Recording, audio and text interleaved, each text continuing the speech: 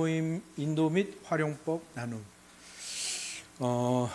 예전부터 이 교육을 매 학기 또 매년 초 진행을 했는데요.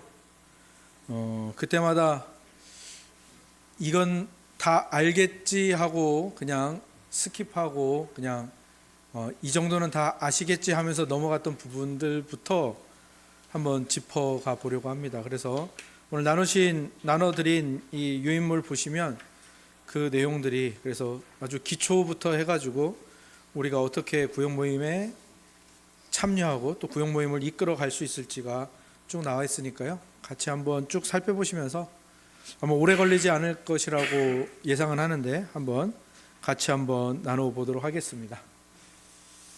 네, 서론 보시면요. 현대 사회는 진짜 급격하게 변했죠. 아마 우리 어르신들이 젊은 세대를 이해 못하는 것만큼 또 젊은 세대도 우리 기존 세대들을 이해하지 못합니다. 왜냐하면 다 다른 기준으로 살아갑니다. 급격한 개인주의화가 됐고요. 그리고 공동체성은 그냥 그게 뭔지 잘 모르는, 교회가 한몸됨이라는 것도 잘 체감하지 못하는 세대가 많이 있고요. 그리고 어떤 전통적인 권위를 이야기했을 때 거기에 대해서 의문을 제기하는 것까지는 괜찮은데 거기에 대한 도전을 하는 것이 마치 자기를 드러내는 것처럼 생각하는 그런 시대가 되었습니다. 그리고 이것이 교회와 신앙에도 침투하였죠. 그래서 교회는 사실 공동체 안에서 인격적인 변화와 성숙을 배우도록 예수님이 친히 머리가 되어 주셔서 우리에게 주신 것인데, 그것을 부정하고 그냥 개인적인 감동과 위로만 받아가려는 신자들이 많아졌습니다. 그런 신자들을 뱀파이어 크리스찬, 뱀파이어 신자라고 하는데요. 재밌는 개념이죠. 뱀파이어가 뭡니까? 흡혈귀죠, 흡혈귀. 그러니까 뭐냐면 예수 그리스도의 피는 원하고 이 공동체, 그리고 공동체에서 이루어지는 모든 것들은 부정하는, 여러 가지 이런 가나안 성도라는 말도 있고 썬데이 크리스찬이라는 말도 있고 한데 요즘은 뱀파이어 크리스찬이라고 부릅니다. 그래서 그런 뱀파이어 신자가 이 한국 교회에 점점 많아지고 있습니다. 그러니까 이러한 시대의 흐름과 이런 가치관에 대해서 대항하고 벗어날 수 있는 것이 이 소그룹 모임입니다. 그래서 이 소그룹 모임은 단순한 교회 안에 어떤 조직, 구역 모임을 조직해가지고 하부 조직들이 잘 움직이는 그런 게 아니라 이 소그룹 모임, 구역 모임은 교회의 본질을 구현하는, 교회의 본질을 살아내고 나타내는 핵심 현장이라는 것을 여러분들이 기억하셨으면 좋겠습니다. 그리고 이 구역 모임, 소그룹 모임은 그저 현대 사회에, 이 한국 사회에만 그냥 툭 던져진, 아니면 중간에 툭 튀어나온 그런 것이 아닙니다. 이 소그룹은 삼위일체적인 내용입니다. 그 삼위일체가 뭔지 여러분들이 아시지만 설명을 하기 힘드시잖아요, 그죠?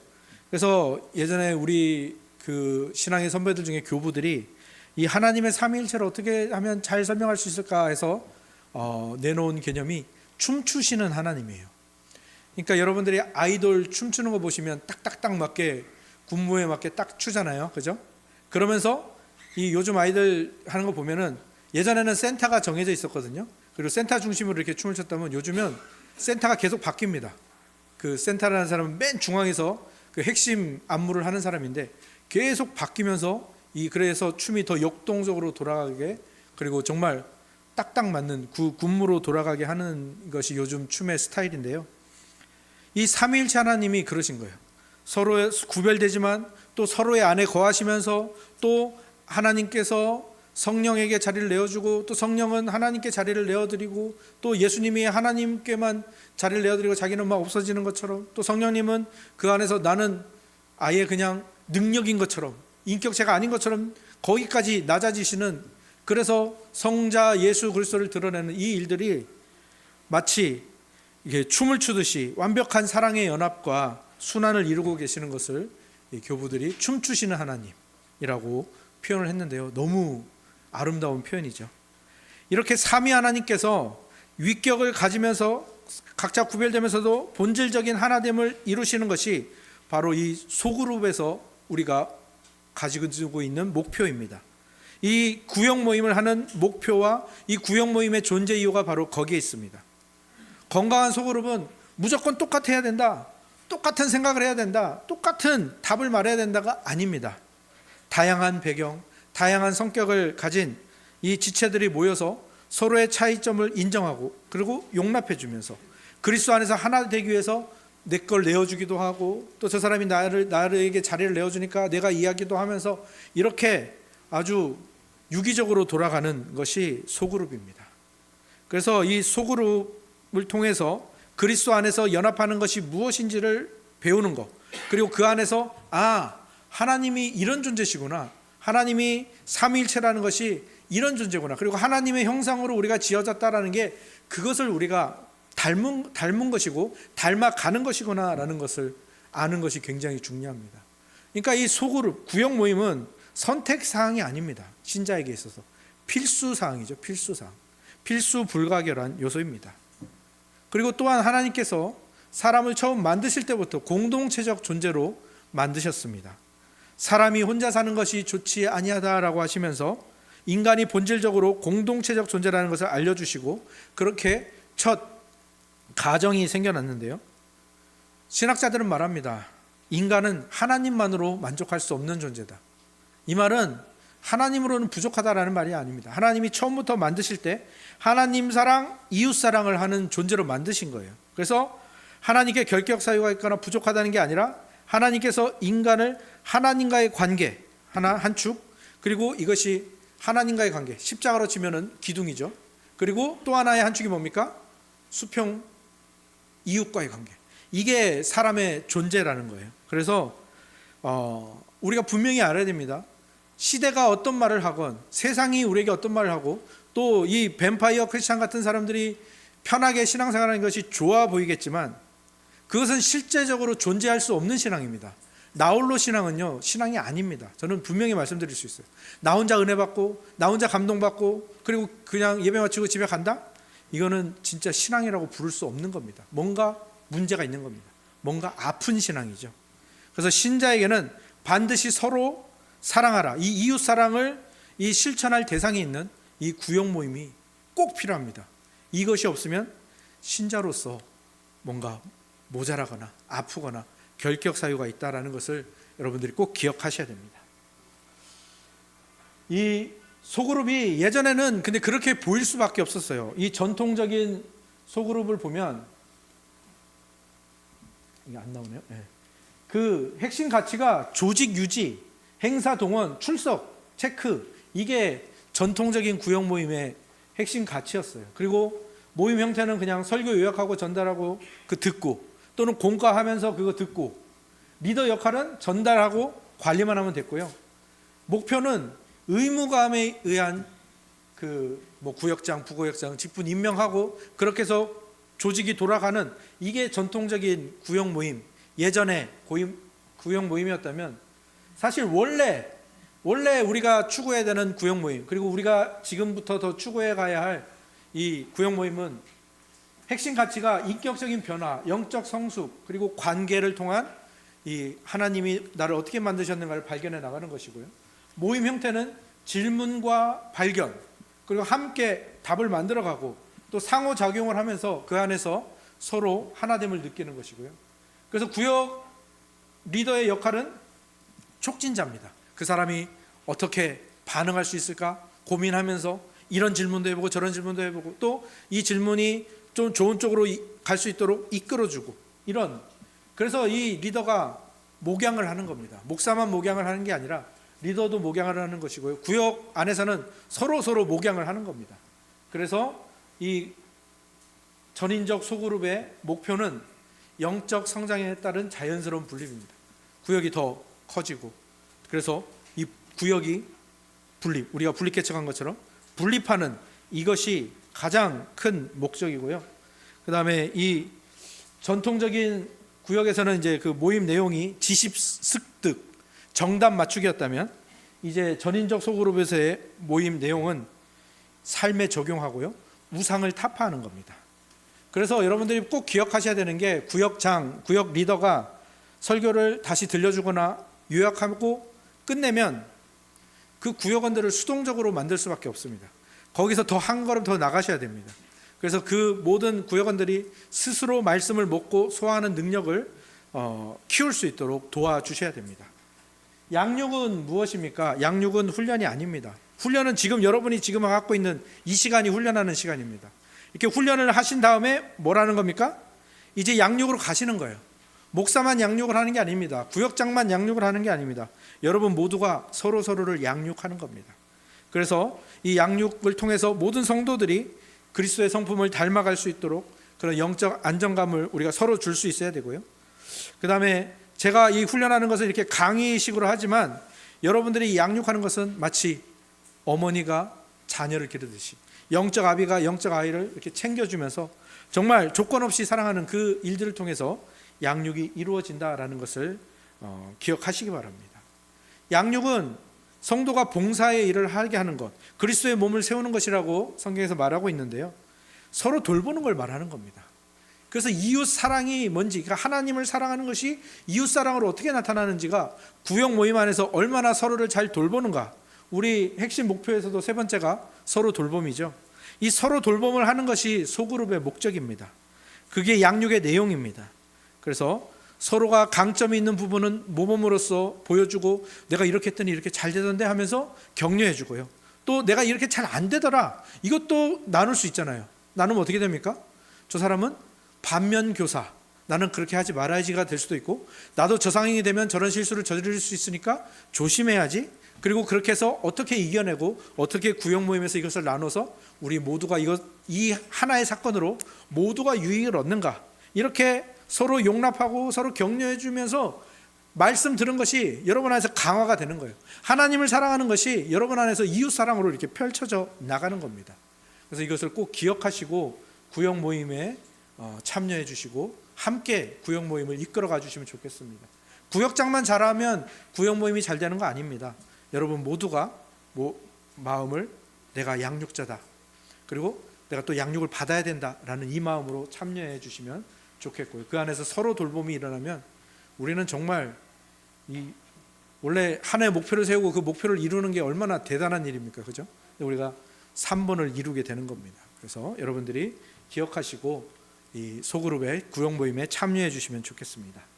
양육 방법은 가르치는 게 아닙니다. 아까도 말씀드렸지만 가르치는 게 아니라, 왜 오늘 말씀을 들었으면 왜 여기서 바울이 이렇게 이야기했을까요? 왜 하나님은 이런 식으로 말씀하셨을까요? 질문을 던지면 함께 구역원들이 함께 관찰하고 토론도 하고 스스로 원리를 발견할 수 있게 하는 것이 우리 구역 모임이 가야 하는 그 지향점입니다. 처음부터 그렇게 되진 않겠죠. 처음에는 어색할 수 있습니다. 하지만 이렇게 그 스스로 깨달은 진리가 누가 말해준 진리보다 훨씬 더 많이 남고 오래 가거든요. 그런 일들이 구역 모임에서 있을 수 있도록 하는 것이 양육이고요. 그 양육을 할 수 있는 이제 방법 3단계입니다. 첫 번째는 관찰하는 겁니다. 성경은 무엇을 말하는가? 본문을 있는 그대로 보면서요, 또 설교 들은 것들을 함께 나누면서요, 해석이나 적용을 하는 게 아니라 이 팩트에 집중을 하는 겁니다. 그래서 육하 원칙 있죠. 누가 언제 어디서 무엇을 어떻게 왜, 이런 질문들을 해보는 거예요. 오늘 들은 말씀에 대해서 누가 어디서 뭘 했지? 아니면 누가 이 말을 왜 했지? 이런 식으로 같이 한번 해보는 거예요. 여기 질문 예시들 유인물에 보시면 본문에 등장하는 인물은 누구입니까? 반복되는 단어나 접속사는 무엇입니까? 예수님의 감정 상태를 묘사하는 단어는 무엇입니까? 아니면 또 오이상 목사가 오늘 본문에서 강조했던 단어는 무엇입니까? 이런 식으로 팩트들을 나열해 보면서 그 본문을 건너뛰지 말고 본문 안에서, 오늘 들은 설교 안에서 이것을 서로 나누면서 오히려 더 본문으로 들어가는 그 작업들이 1단계입니다. 2단계는 그 다음입니다. 그것은 무슨 의미일까? 해석하는 거죠. 관찰된 사실들을 모았습니다. 그래서 당시의 상황도 생각해보고 저자가 어떤 의도를 가졌을까? 하나님은 왜 이것을 성경으로 기록하게 하셨을까? 그런 일관된 관점 안에서 서로 파악하는 거예요. 의미를 묻고 이유를 묻고 배경을 묻고. 여기 질문 예시 보시면 예수님은 왜 하필 사마리아 여인에게 말을 거셨을까요? 당시 문화적 배경에서 이것은 어떤 의미겠습니까? 예전에 한성 목사님이 사마리아 여인 설교 한동안 엄청 반복으로 많이 하셨었거든요. 그런 거 한번 기억해 보는 거죠. 오늘 말씀에서 바울이 오늘 말씀에서 육체라는 말 사용했는데 이 육체라는 말은 무슨 말입니까? 신체입니까? 아니면 그 믿음과 반대되는 행위를 말하는 겁니까? 이런 것들을 서로 한번 생각해 보는 거죠. 그리고 예수님이 어떤 말씀하셨는데 그게 바리새인에게 어떤 도전이 되었을까요? 오늘 바울이 그 디모데에게 그러나 너는 이라고 했을 때 디모데가 받는 느낌은 어땠을까요? 이런 것들을 이렇게 생각해 보고 나누는 겁니다. 이때는 누구도 이것이 답입니다라고 말할 필요가 없습니다. 정답을 빨리 말하는 건요, 오히려 그걸 다 깨트리는 거죠. 다른 분은 어떻게 생각하세요? 혹시 다르게 생각하시는 분은 없으세요? 하면서 나누면서 이렇게 집단지성을 만들어 가는 겁니다. 그래서 하나의 결론을 한번 만들어 보시기도 하고 좀 더 다른 결론, 다양한 결론을 만들어도 괜찮습니다. 그리고 그렇게 할 때 성령님이 우리를 도우실 것을 믿으면서 그것을 하는 거죠. 3단계는 적용입니다. 적용은 그러면 이렇게 살펴봤습니다. 본문이 이랬고 그 본문이 이런 이유가 있었다면 그게 나에게는 어떤 의미가 있는가 한 번씩 얘기해 보는 거죠. 나 오늘 구체적인 실천, 이걸 말할 때 우리 안에 변화가 일어나는 겁니다. 여기로 가지 않으면 말씀을 나누는 것으로만 끝나면 너무 아깝습니다. 여러분들이 그 설문지에 많이 쓰시는 말 있잖아요. 말씀과 삶이 괴리가 된다. 왜 괴리가 될까요? 이 3단계를 안 해서 그렇죠. 적용을 하려고. 말씀 속에서는 확실한 적용이 없는 말씀도 많이 있습니다. 왜냐하면 본문을 해석하고 그것을 풀어내는 것으로만 끝나는 말씀도 꽤 있거든요. 그때 구역 모임에서는 더 많이 이 3단계가 더 많이 일어나야 됩니다. 어떻게 나에게 적용하지? 질문 예시를 보십시오. 본문의 바리새인 같은 모습이 내 안에 없습니까? 오늘 말씀으로 치면 그 거짓에 속고 속이는 그 거짓 교사들의 모습이 나에게는 없습니까? 이런 식으로 한번 질문해 보는 겁니다. 서로에게, 자기에게 질문해 보는 거죠. 그리고 오늘 이 말씀을 듣고 내가 직장에서 태도를 바꿔야 될 것 또는 태도를 바꿔야 될 대상은 누구입니까? 이런 것들을 한번 얘기를 해보는 겁니다. 그리고 이번 주에 내가 구체적으로 포기해야 할 나의 권리는 무엇일까?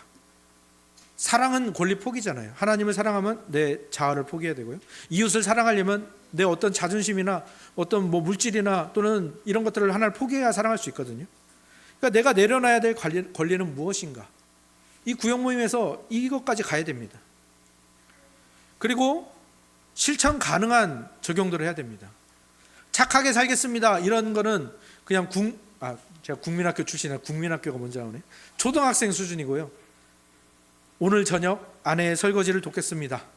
이런 것이 진짜 실천이고 적용이죠. 그렇게 1단계, 2단계, 3단계 본문을 보고 그 팩트에 집중하고 그 의미를 찾고 그것을 적용하는 데까지 가는 이 3단계, 이거를 이제 귀납법적 적용이라고 하는데 그 말은 아실 필요는 없고요. 그냥 1단계, 2단계, 3단계를 통해서 우리가 구역 모임을 통해서 적용까지 간다. 본문을 파악하고 의미를 생각해 보고 서로 질문을 하면서 나는 이렇게 적용해 보겠습니다. 나는 이렇게 적용해 보겠습니다. 이런 일들을 통해서 또 하나를 모아지는 거죠. 나는 거기까지 생각 못했는데 다른 분이 말씀해 줄 수 있잖아요. 그렇게 하는 겁니다. 그리고 이런 3단계를 거쳐서 구역 모임을 진행해 나갈 때 우리에게 중요한 이 기준이 하나 필요합니다.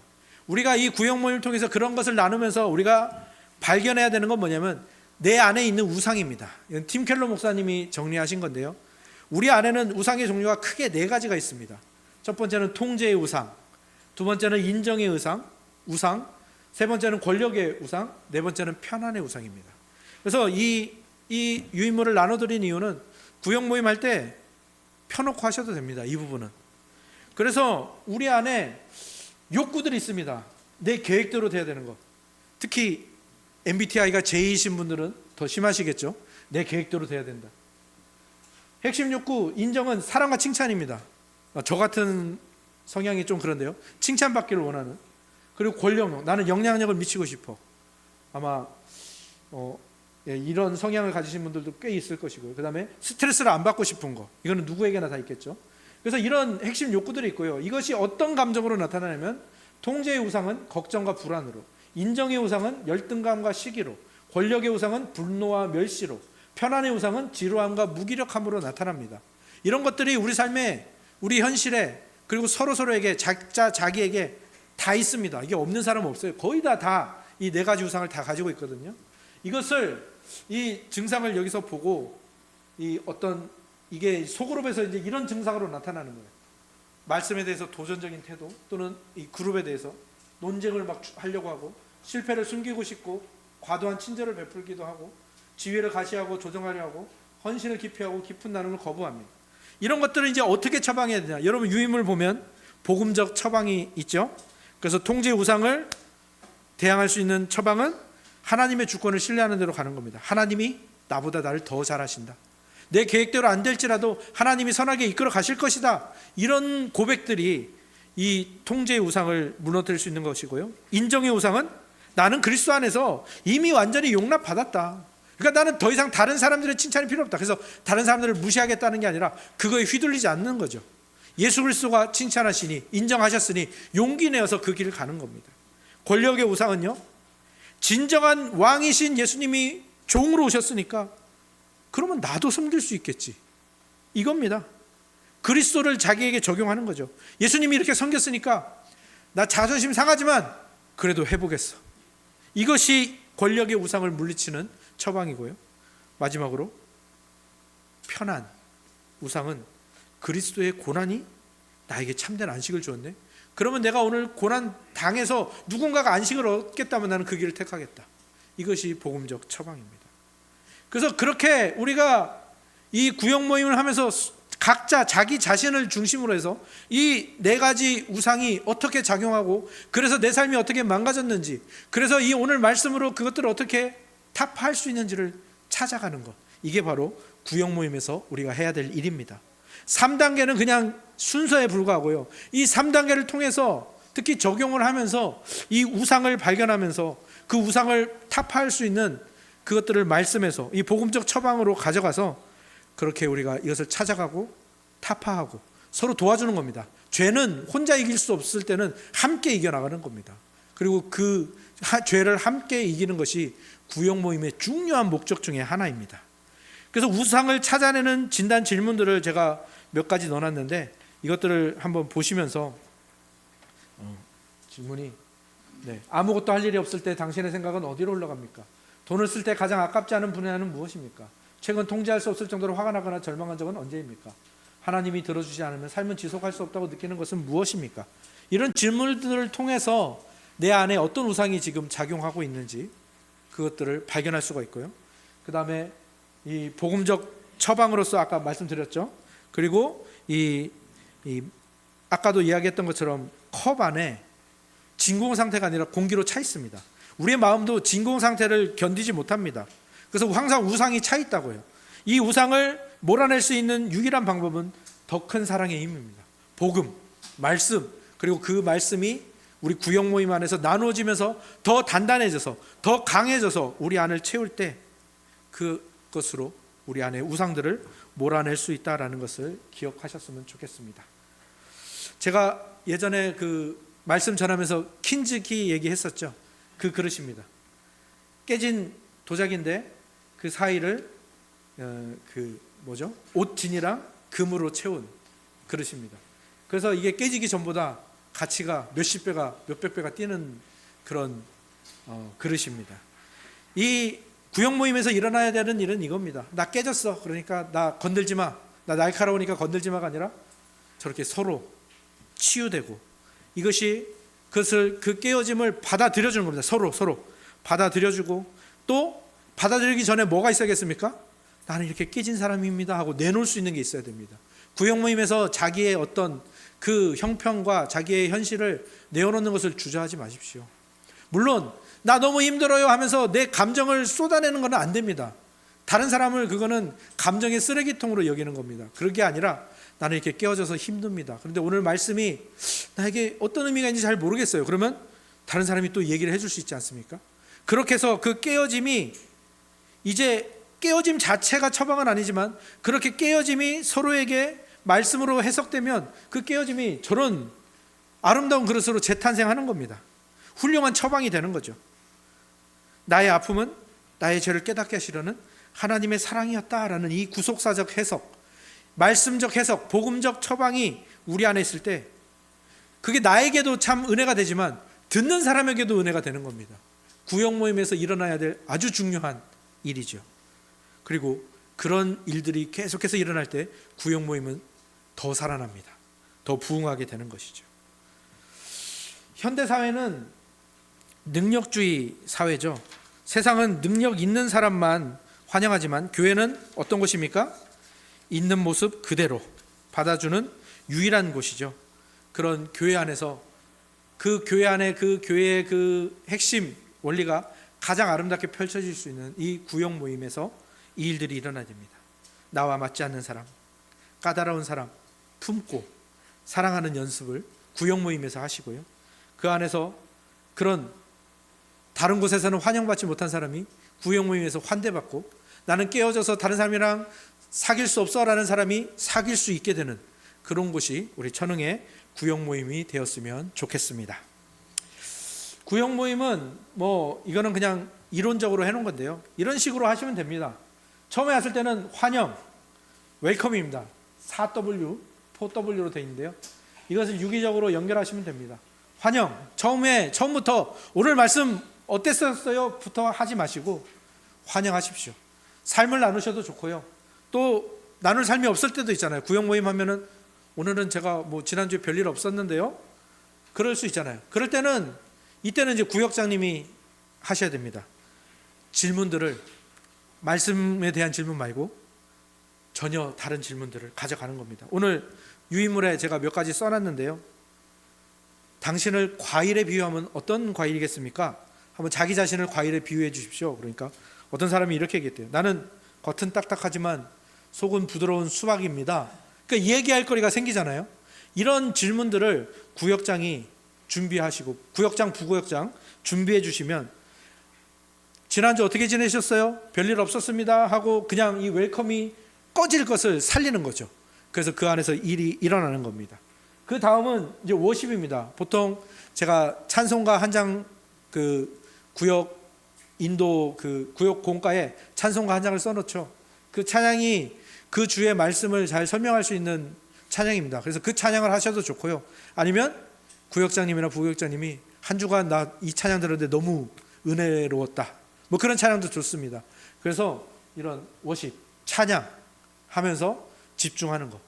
다른 구역 모임에서는 예배처럼 드리는데 우리는 예배처럼 하지 않습니다. 그래서 웰컴 한 다음에 찬양을 부르면서 하나님을 높여드리고요. 또 그 하나님의 은혜를 우리가 함께 누리고 그 다음에 이제 말씀 나눔과 적용으로 가는 겁니다. 그리고 이제 사역 및 중보 기도는 서로를 위해서 기도하시고요.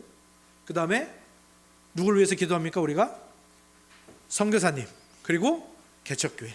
그리고 더 시간이 있으시면 교회의 현안 문제들을 가지고 기도해 주시면 됩니다. 그래서 이 네 가지 단계로 하나 웰컴, 워십, 워드, 워크 이것을 생각하시면서 여러분들이 우리 구역 모임 이렇게 진행되는구나. 지금은 웰컴하는 시간이구나. 그러니까 내가 다른 얘기보다는 서로 인사하고 얘기 나누고 또 지난주에 기쁜 일 있었으면 기쁜 일 나누시고 또 감사일기에 적은 거 감사일기 나누시고 이런 것들을 하는 게 웰컴. 그 다음에 찬양 부르면서 마음을 하나님께로 집중하는 것이 워십. 그 다음에 들으신 말씀을 가지고 3단계 아까 했었죠. 본문, 그 다음에 해석, 적용. 그렇게 해서 나누시고 그 안에서 또 4가지 우상을 발견하시고 서로 죄를 함께 이기는 일들을 하시고 그 다음에 마지막으로 기도하시면서 이 기도할 때는 전도 예정자가 있으면 그분을 또 위해서 기도할 수도 있고요. 그래서 이런 식으로 하시면 되겠습니다. 근데 구역 모임을 하시면서 여러 가지 일들이 일어날 겁니다. 많은 일들이 일어나죠. 싸움도 있을 수도 있고요. 또 누군가는 혼자서 계속 끊이지 않고 말하려는 사람이 있을 겁니다. 그때 말을 독점하는 사람에게는 어떻게 하면 되겠습니까? 구역장님이 나서 주십시오. 예의 없이 하는 게 아니라 좋은 나눔 감사합니다. 그런데 아직 말씀하지 않으신 분들이 계시니까 저분들의 얘기도 좀 듣고 싶습니다 하면서 정중하게 끊어주시고 또 옆 사람에게 다른 질문 막 이야기를 막 하시면 조금 잠시만요 하고 저분에게 또 질문을 해보는 겁니다. 준비된 질문을 해주시거나 아니면 또 구역 공과에 있는 질문을 하실 수도 있겠죠. 그렇게 해서 독점하지 않도록 한 사람이 독점하지 않도록 그렇게 해주시고요. 또 침묵하는 사람들이 있어요. MBTI 그 I인 사람, 내성적이신 분들, 침묵으로 일관하신 분들이 있는데 그런 분들에게 계속해서 쉬운 질문들을 한번 던져보시는 겁니다. 구역장님이 많이 해주시면 좋겠죠. 오늘 이 단어 어떻게 생각하세요? 오늘 이 단어가 몇 번 나왔는데 3번이나 나왔는데 왜 3번이나 나왔을까요? 이런 입을 뗄 수 있는 그런 질문들을 해주시고 서로에게 해주시면 좋겠습니다. 그리고 어떤 논쟁을 또 즐기는 사람이 있습니다. 이 구역 모임에서 나눔을 해야 되는데 논쟁으로 이거는 좀 이상하지 않아요? 이런 식으로 갈 때 굉장히 심오한 주제인데 하지만 우리 모임은 지식보다는 삶의 적용에 집중하고 있으니까요. 그거는 나중에 우리 목사님이랑 한번 얘기해 보든지 목사님에게 한번 질문해 보시죠. 이런 식으로 또는 구역사님이 그건 나중에 저랑 따로 한번 얘기해 보시죠 라고 이렇게 선을 딱 그어주시면 좋을 것 같습니다. 그리고 감정적으로 불안한 사람들이 있을 겁니다. 이것은 모임 내에 해결하려고 하지 마십시오. 항상 저도 좋고요. 사역자들 그리고 이렇게 따로 신방할 수 있도록 그래서 한 사람이 그 감정을 다 내뱉는 그래서 아무것도 못하는 그런 시간이 되지 않도록 균형을 잡으면 좋겠습니다. 결론입니다. 맺은 말입니다. 오래 걸리지 않았죠? 네. 제일 중요합니다. 당신이 먼저 은혜 받아야 됩니다. 여러분이 지금 여기 계신 여러분이 먼저 은혜를 받으셔야 됩니다. 그래서 이 은혜를 받는다는 것은요, 여러분들이 여러분의 마음을 주님 앞에 겸손하게 내놓을 때만 가능합니다. 여러분이 그 마음을 닫으면요, 하나님은 여러분을 기계 취급하지 않으시기 때문에 여러분이 닫으면 하나님 기다리셔요. 근데 여러분이 여시면 하나님은 그 은혜를 부어주십니다. 그래서 여러분들이 그 은혜를 받으려고 노력을 하시고 내가 소진되면 내가 은혜 받지 못하면 오늘 우리 구역 모임은 망친다라는 생각을 한번 해보십시오. 그래서 내가 소진되면 구역도 메마른다라는 사실 기억하시고 은혜 받기 위하여 애를 쓰시고 기도로 예배를 준비해 주시고요. 구역 모임에 빠지지 마십시오. 나홀로 신앙은 뭔가 문제가 있는 신앙입니다. 병든 신앙입니다. 구역 모임에 나오셔서 위로 받으시고 충전 받으시기 바랍니다. 그리고 여러분은 혼자가 아니라는 사실 꼭 기억하십시오. 성령님이 여러분을 도우시고요. 성령님이 여러분을 돕는 장으로 구역 모임을 여러분에게 선물하셨다라는 것을 기억해 주시기 바랍니다. 구역 모임은 교회의 미래를 여는 열쇠입니다. 그리고 우리 천은교회의 핵심 사역 중에 하나입니다. 이거는 제가 시작하는 것도 아니고요. 이미 서호 목사님 때부터 한성 목사님 때부터 구역 모임은 굉장히 중요한 핵심 가치로 우리가 가지고 있었던 거죠. 그런데 이것은 어떤 프로그램이나 어떤 사역이 아니라 사람을 남기는 사역입니다. 구역 모임에 여러분이 참여하는 거는요, 여러분이 사역을 하는 겁니다. 그리고 건강한 교회는 얼마나 많은 사람이 모이는가가 아니라 얼마나 건강한 성도가 세워지고 있는가 있는데 우리 구역 모임이 그런 장이 되기를 원합니다. 구역 모임 안에서 우리가 서로의 아픔을 함께 끌어안고 우는 제사장, 말씀으로 길을 함께 찾아가는 선지자, 그리고 그리스도의 몸과 그의 나라를 세워가는 왕들이 되어 가실 겁니다. 그리고 그것은 구역 모임을 통해서 이루어진다는 사실을 기억하시고 구역 모임을 소중하게 그리고 구역 모임을 100%, 1000%, 10,000% 활용하시는 저와 여러분이 다 되었으면 좋겠습니다. 질문 받겠습니다. 질문 없으시죠? 네. 질문하면 길어지니까. 네. 개인적으로 나중에 카톡이나 여러 가지 질문해 주시면 좋겠고요. 그래도 어려워요 하면은 제가 어떻게 하면 더 구역 모임이 활성화될 수 있을까, 제가 구역 모임 공과도 좀 더 업그레이드 하려고 하니까요. 여러분들이 한번 해보시고 또 어려우시면 또 이야기해 주시기 바랍니다. 그러면 계속해서 보완해 나가면서 이 구역 모임이 더 잘 이루어질 수 있도록 하겠습니다. 마쳐도 되겠습니까? 네, 그럼 제가 기도하고 마치겠습니다. 하나님 감사합니다. 우리 천흥 사역의 핵심인 구역 모임에 대해서 오늘 함께 나누었습니다. 그 기초부터 시작해서 실제적으로 어떻게 해야 되고 또 구역 모임에서 우리가 무엇을 발견하고 무엇을 이루어야 하는지, 그리고 이 구역 모임이 우리 모든 신자에게 필수적이라는 사실을 우리가 함께 나누었습니다.